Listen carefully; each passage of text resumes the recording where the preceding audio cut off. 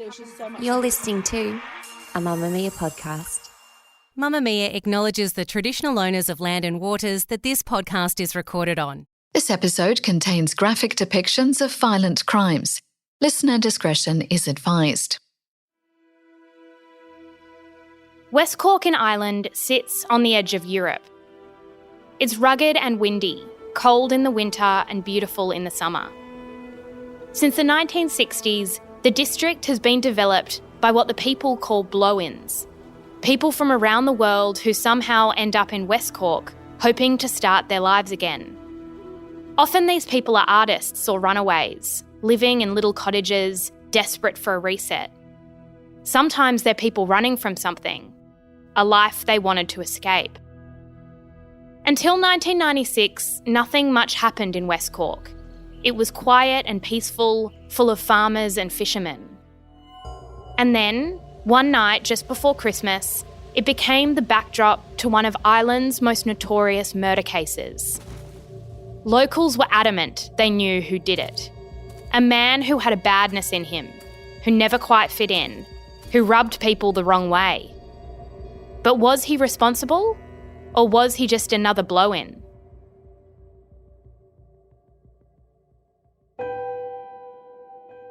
I'm Jessie Stevens, and this is True Crime Conversations, a Mamma Mia podcast exploring the world's most notorious crimes by speaking to the people who know the most about them. In today's episode, I'm speaking with investigative journalist Jennifer Ford, the co-host of the West Cork podcast, which examines the mysterious murder of French film producer Sophie Toscan du Plantier just a few days before Christmas in 1996.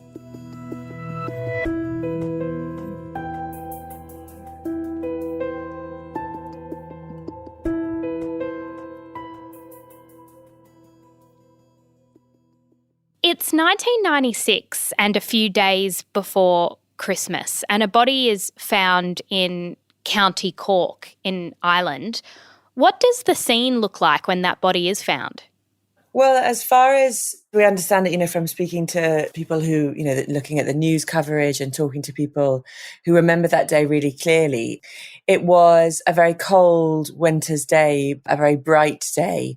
It wasn't raining, and I suppose it was a very still day, and it was sort of busy in the town, lots of people coming home for Christmas. Ireland has a huge population who've emigrated and live abroad, but Christmas is the time when everybody comes home. So within the towns and pubs and people's houses, it would have been a busy time. But where the victim, Sophie Toscan du Plantier, had her holiday home where she was found, it was a sort of a very remote spot. I mean, it's a remote part of Ireland. You don't have to travel too far out of the towns and villages to feel like you're a million miles from anywhere. And the body is found, is it just by a neighbour or a passerby? Yeah, the neighbour found her. So the neighbour was leaving the house to go and bring some rubbish to the dump. And she'd loaded up the car and was travelling. It's way off the beaten track, and you travel down a winding path, and then you get to a hillside with 3 houses, and you go up towards Sophie's house and the road forks, and you go over towards one set of neighbours' house, and then you go round the back of Sophie's house to go up to this particular neighbour who was leaving that morning. I think it was about 10 a.m. to go to the dump, and travelled down past Sophie's house, down the hillside towards the gate or the gateway that the 3 houses share. And then that's when she saw something lying by the road. And at first, I think she said she thought it was like a mannequin or something like that. And then she realised that it was a body and stopped the car, leant on the car horn, screamed for her husband, and then got out of the car and ran back across the field up to her house. When officers arrived, was it clear pretty quickly that this was foul play, that this woman had been murdered? Yes, that's what they've all said. And how had Sophie been killed? Well, trying to work out exactly what happened, there are sort of various theories on how she got out of the house, why she left her house. She was found maybe sort of 50 metres from her house, and different detectives have different theories, basically. Some people thought that a scuffle might have started just outside the house because there was no sign of any disturbance inside the house. They never found any blood inside the house, and certainly no furniture or, upended tables or a sign of a scuffle. So it's possible that she went to the back door to greet somebody, or that she heard something outside and went to find out what it was, or saw somebody that she wanted to accost or, confront. But she was found with what looked like sort of bramble scratches. So they thought perhaps she had been chased from her house.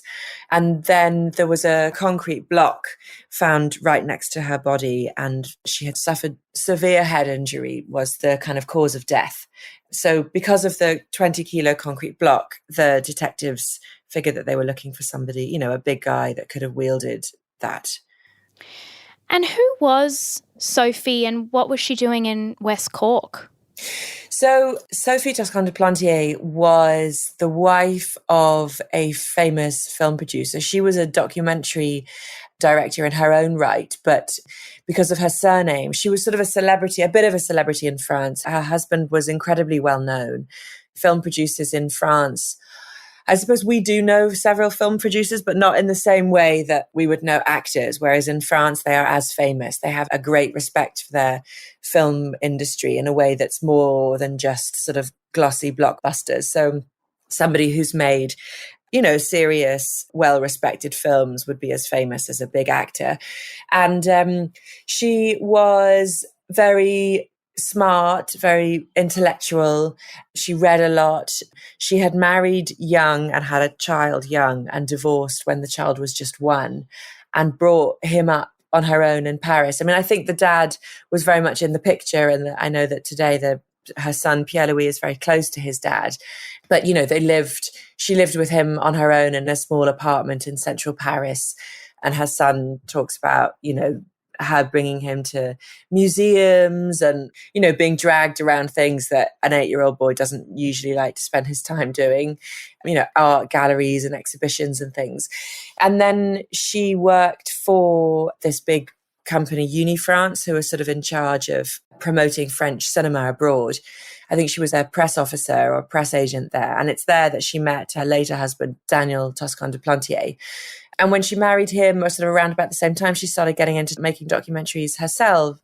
And she had made a small number of films, I think 3 or 4, and was working on one when she died. It was being edited in France when she just wanted to go to Ireland for a few days to get away and organise her house there before winter, and went on her own. It was the first time she'd been to Ireland, to that house on her own. And she went, the plan was just to go for literally just 3 or 4 days before Christmas.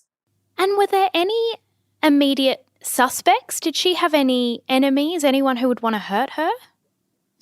Yep, there was a guy, her ex-boyfriend.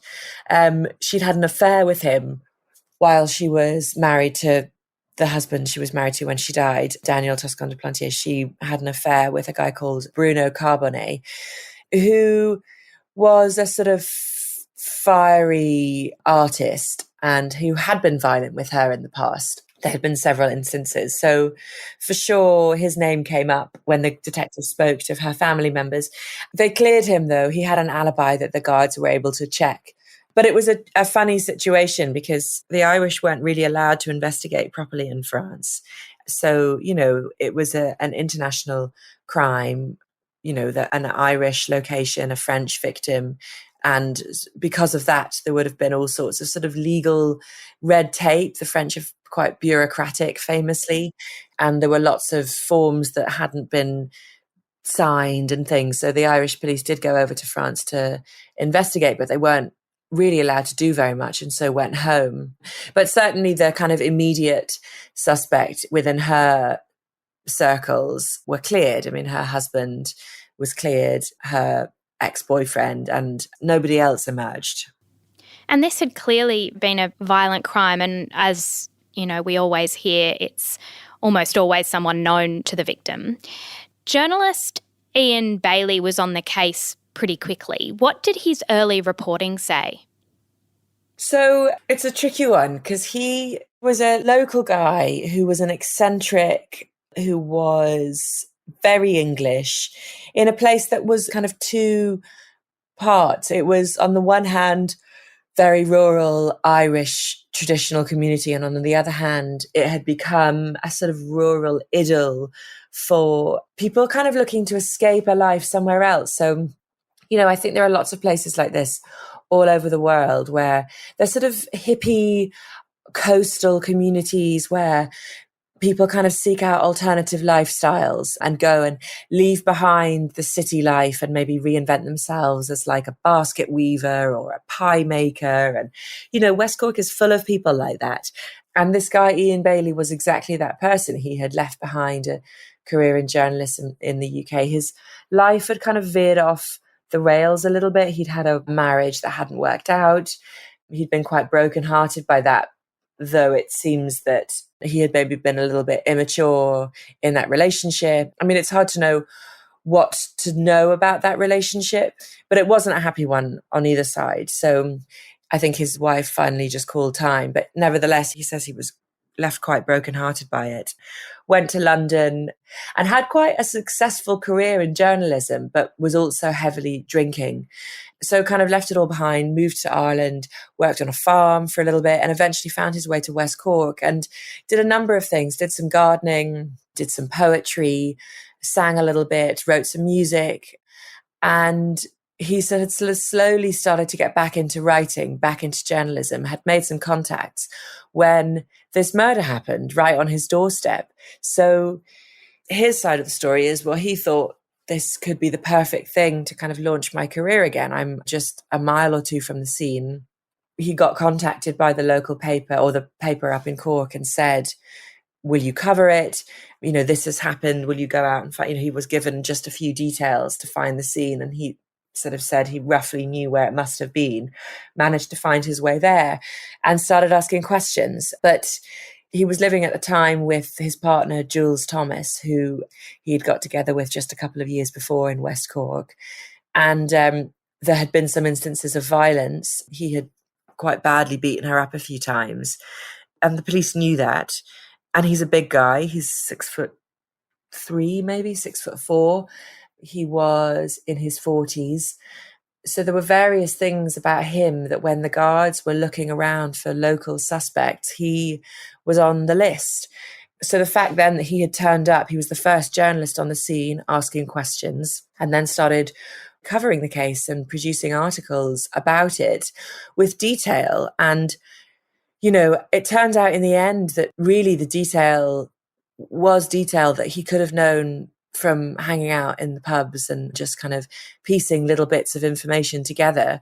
But in the early days, it all just seemed very curious because he kept writing about it, even though he was the key suspect on the case and even though he knew he was the suspect. So, detectives were turning up asking him questions like, the kind of key questions that they might ask suspects, and indeed taking samples from him. They took hair samples from him and his partner, and then he would write that detectives had taken hair samples from suspects, which he only knew because they had taken them from him. So ultimately, I think not long before he got arrested, his editors found out and confronted him.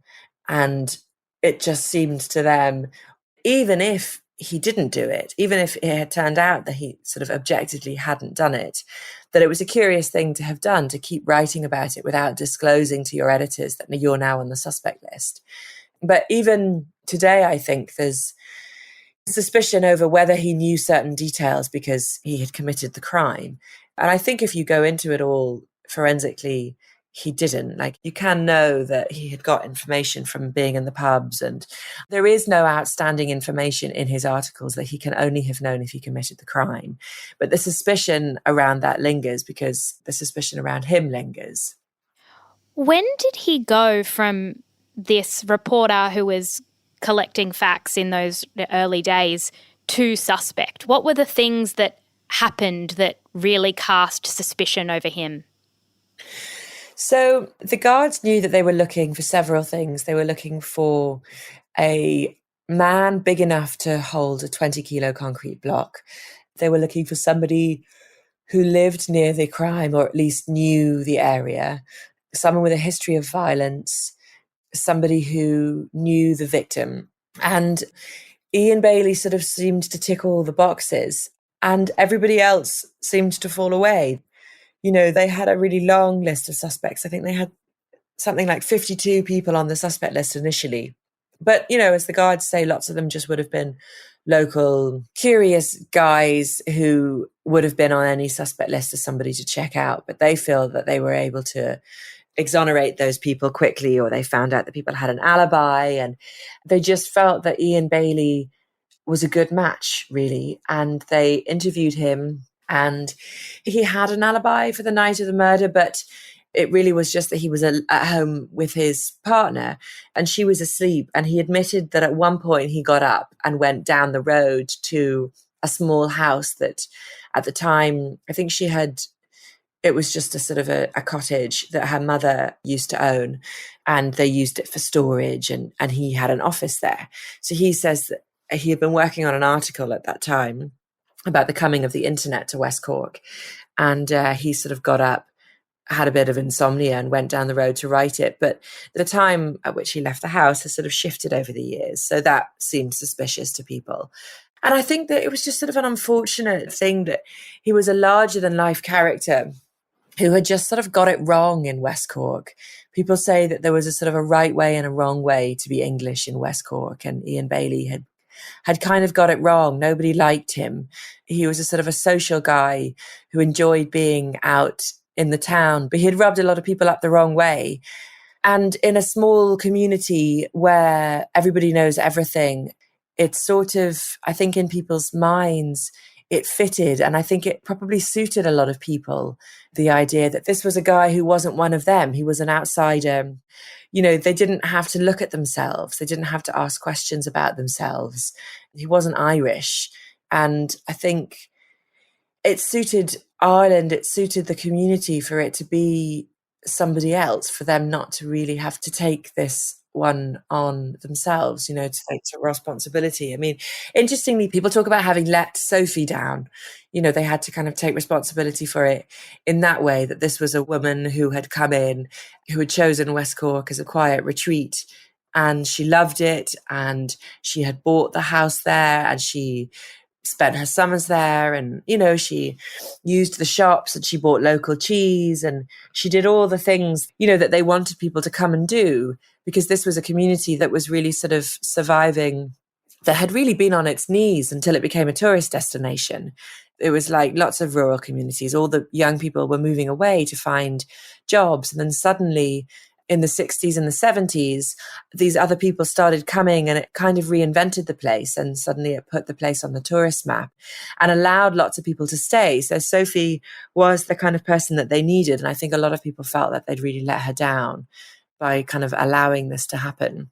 But in terms of Ian Bailey, I think there were lots of things that made him look suspicious, but there has never been anything concrete. So, the guards arrested him twice, but it never went anywhere. The file would go up to the DPP, who's the director of public prosecutions, and the case would go up to him and his department for review.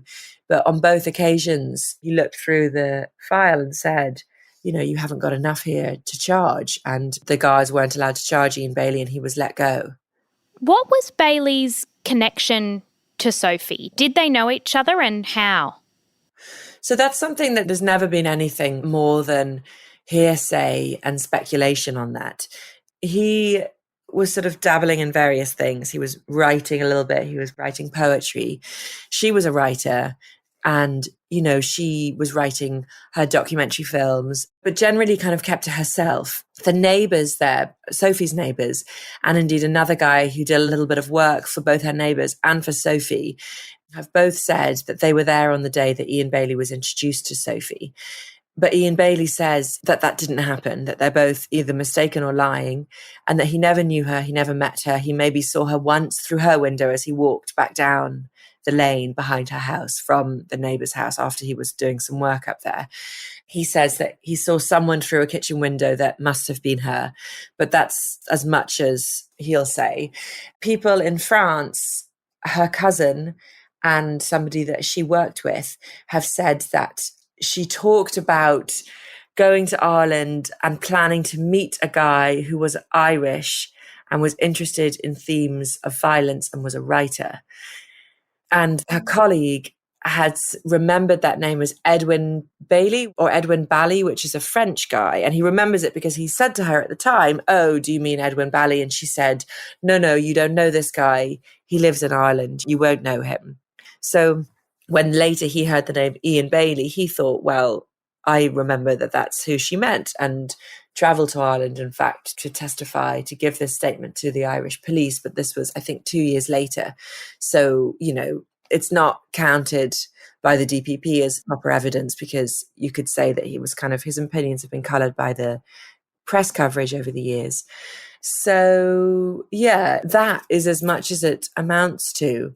Her phone records weren't checked. Her laptop computer disappeared. They don't know where that is. There's no mention of anyone of Ian Bailey in her diaries. They've got her diaries for that weekend, both her journal, but also her diary of events and her plans. And she had a couple of things in the diary that weekend to meet, her housekeeper to talk about things. So there's nothing in her diary. There's no appointment in her diary to meet Ian Bailey. So there is no hard evidence that they knew each other. There is just, like I say, two witnesses who say they were there when they were met. And I don't know, they seem like credible people, but they came forward years later. And so Ian Bailey feels that they both had their own trouble with the guards, and therefore reason to perhaps give the guards a statement that might get themselves out of trouble. And with regards to the people in France, her cousin just remembers that she got a call at her office in France from a writer in Ireland who she believes was Ian Bailey. And then this other guy who says she mentioned a name that sounded like Edwin Bally, and he feels sure that it was Ian Bailey. But that's kind of all it is. So you can kind of take from it what you want, and you can believe from it what you want, but that's not hard evidence that this case is sadly really lacking. You're listening to True Crime Conversations with me, Jessie Stevens. I'm speaking with investigative journalist Jennifer Ford about the cold case murder of Sophie Toscan Duplantier.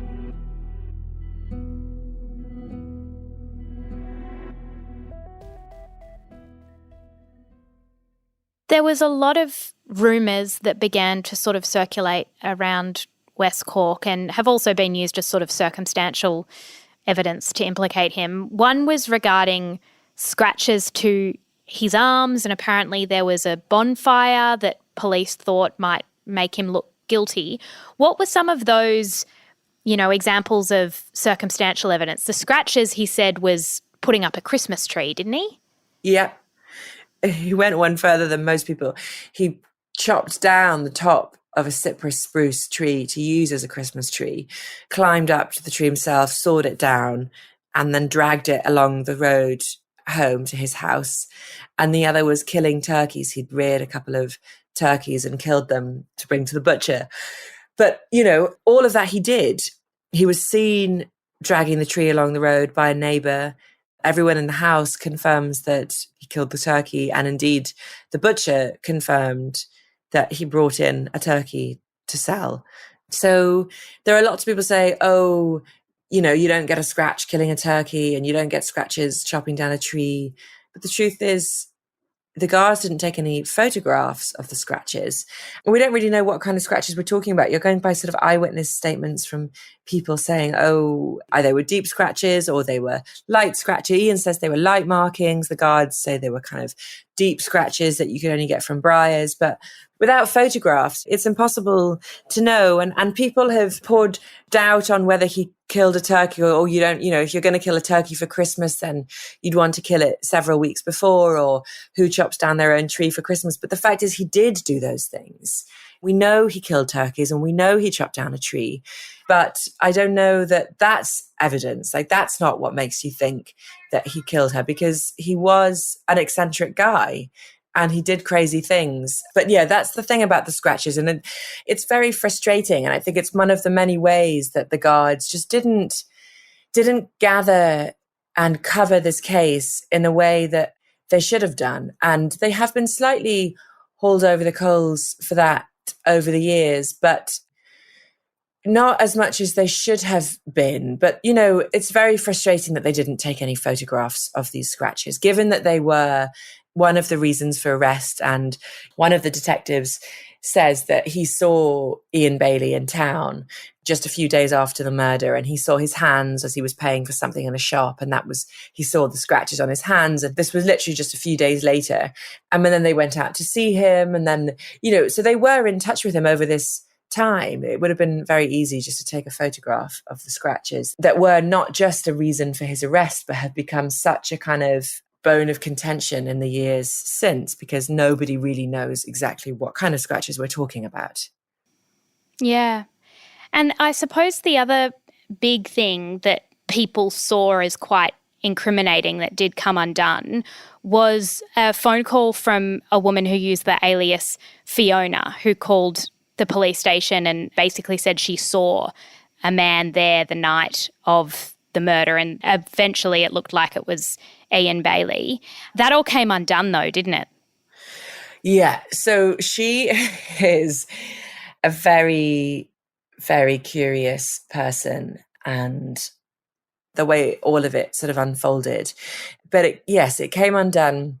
So she called 3 times, I think, and eventually the guards traced the call and realised who she was. And she'd said that she'd seen a man on the road by Sophie's house in the middle of the night. And sort of by Sophie's house, sort of way down towards the sea. And if you were Ian Bailey, you wouldn't walk home that way. But people say, well, perhaps he walked down to the sea to get rid of a weapon or to wash blood off his clothes, or, there could have been a good reason for going that way. But she says she saw a man, and then the guards realised who it was, traced the call, went to see her. I think one of the guards, in fact, recognised her voice from a message. They went to see her and confronted her, and then over a period of several statements, she identifies the man she saw on the 3 times over that weekend as Ian Bailey. And she's sort of a real plank, a pillar in his arrest, but the DPP always suspected something with her. He just never really felt that this witness was giving kind of watertight testimony. There were discrepancies in her statement. The first statement she gives, where she says that she owned a shop in Skull, and Sophie went into her shop on the Saturday of the weekend that she was in town. And this woman, Marie Farrell, says that when she was standing outside the shop afterwards, she noticed a man standing opposite, watching Sophie. But the description of the man doesn't match Ian Bailey in that first statement. And then over a few statements, it comes to match him. So at the beginning, he's 5'8", but, Ian Bailey is 6'4".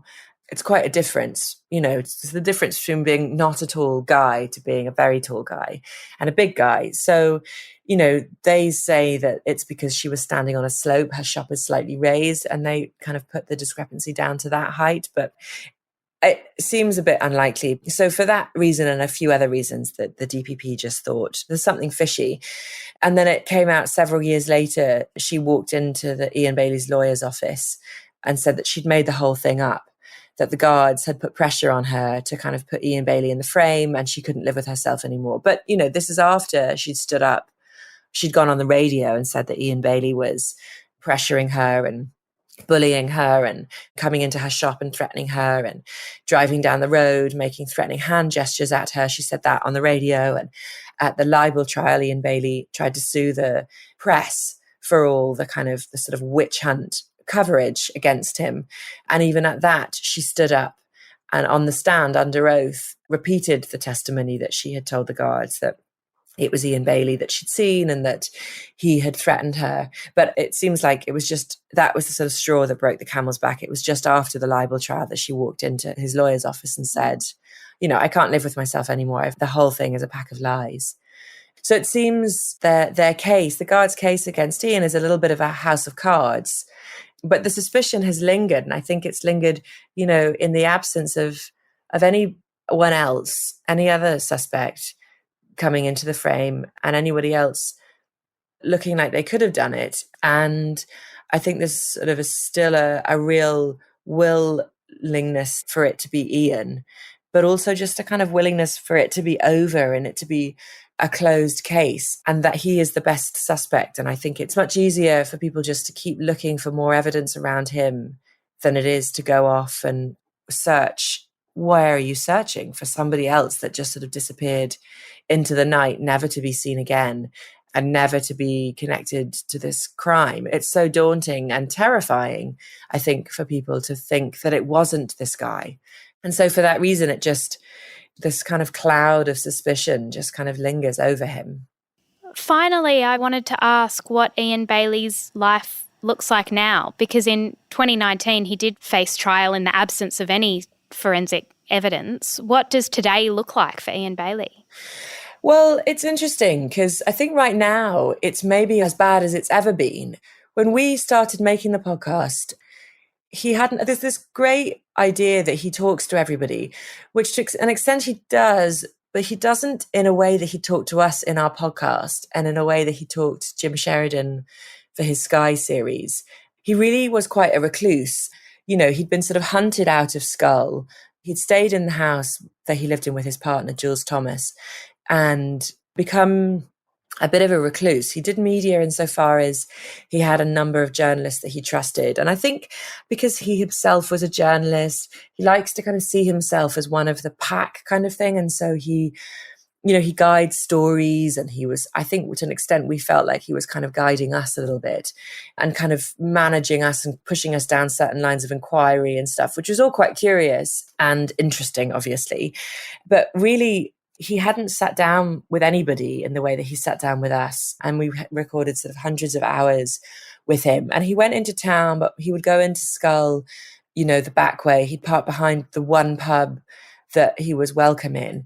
He'd go in for lunch using the back door and then kind of sneak out of town again and go home, and he'd go into the shops and things, but he didn't really hang around.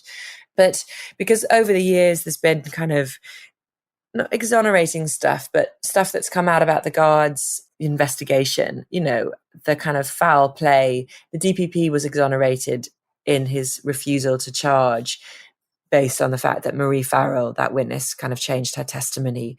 So, like I said, the whole case against him has sort of come tumbling down. But in recent times, the French were sort of, Sophie's family, quite rightly, just kind of desperate for something to happen.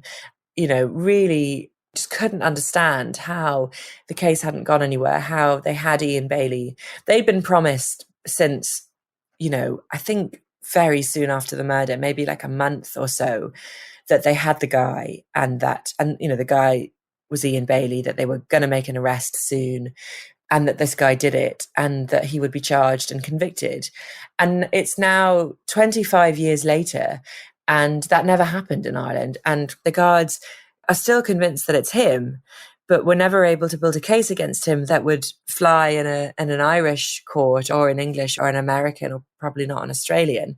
So eventually the French just took matters into their own hands and had their own trial, which, their system allows them to do. So fair enough to the French family for using the system as it's available to them and as they're allowed to.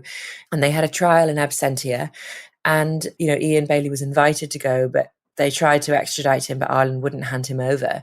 And so they had a trial without him there, without a defence there, and found him guilty.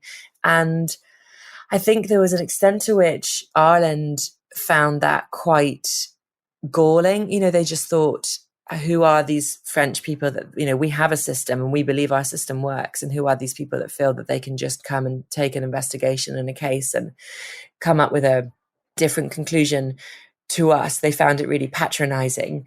But since there's been a certain amount of media coverage, that has really kind of pushed the case back to where it was in the years after the murder. And so I think he's sort of back in the witch hunt days, really. It's quite extraordinary to see. There's been coverage of the case since that hasn't really taken into account all the stuff that's happened since. The DPP released their report. It sort of got leaked, but it's a 44-page report that in other cases, the DPP's report might just run to a few pages. But this is a massive, kind of unprecedented report going into all the detail about why they felt that this case stinks. And as well as you said, Marie Farrell's reversal of testimony. But The French case just feel that they want to go with her early statements, and they feel the DPP is sort of, I think that the line the prosecutor gave at the case was that they've invalidated the individual pieces of evidence and missed the bigger picture. But I mean, you can only build a case against somebody by having watertight individual pieces of evidence. If all the individual pieces of evidence aren't substantial and can be insubstantiated, then there is no case.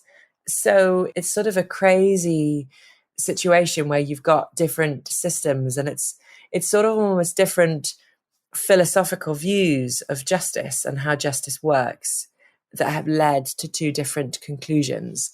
We have a system that, you're innocent until proven guilty. So in Ireland, he is officially innocent, but in France, he's officially guilty. Jennifer Ford is a documentary producer who worked for the BBC in London for many years. Her West Cork podcast, which she co-hosts with her husband, Sam Bungie, is a 13-part series investigating the chilling murder of Sophie Toscan du Plantier, who was killed in her vacation home in West Cork in 1996. You can find a link to it in our show notes. True Crime Conversations is a Mamma Mia podcast hosted by me, Jessie Stevens. Sound design is by Ian Camilleri, and our producer is Gia Moylan. If you want more true crime or want to connect with other true crime fans, search True Crime Conversations on Facebook and make a request to join. And if you've been enjoying our recent episodes, then please let us know. Leave us a review on your favourite podcast app. And if you want more from me, you can listen to Mamma Mia Out Loud, the podcast with what women are talking about, or Cancelled, the podcast about who's in, who's out, and who really cares.